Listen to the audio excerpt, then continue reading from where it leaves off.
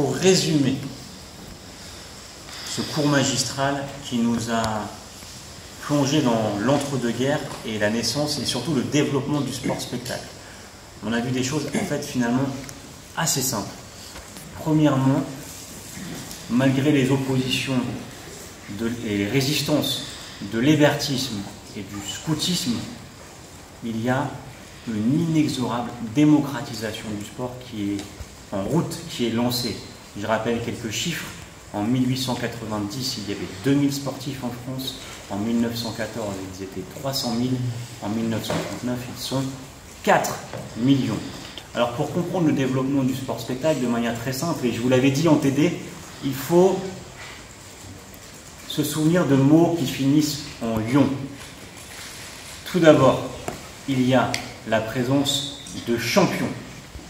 Georges Carpentier, les Mousquetaires, la Doumègue, championne, Suzanne Lenglen.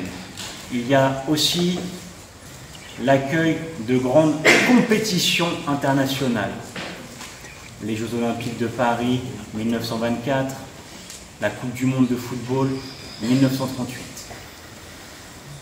Il y a aussi la construction de grands stades, aussi d'équipements beaucoup plus liés à une fonction hygiénique, liée à la masse en fait, mais des grands stades.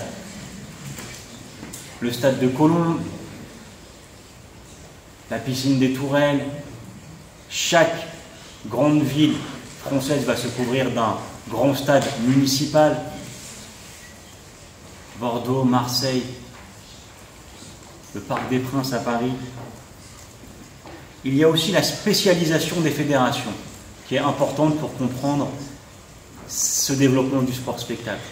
Qu'est-ce que nous avons dit d'autre? La révolution des transports, la réduction du temps de travail.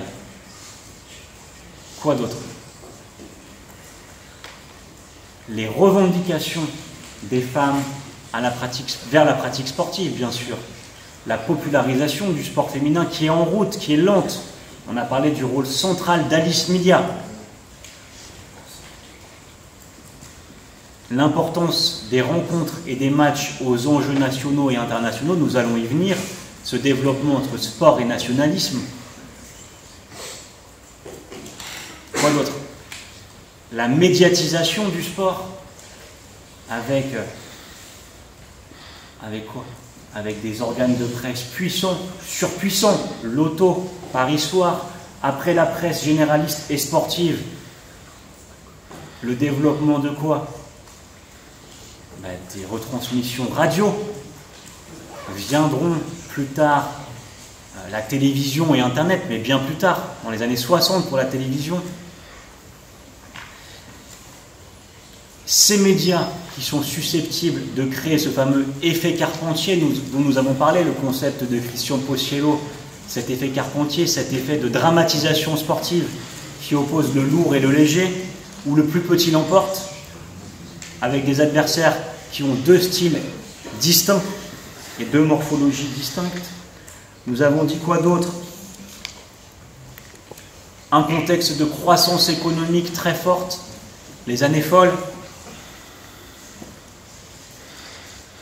Bien, c'est déjà bien. On va maintenant aborder un nouveau chapitre, sport et nationalisme, qui va nous permettre d'aborder les Jeux Olympiques de Berlin 1936.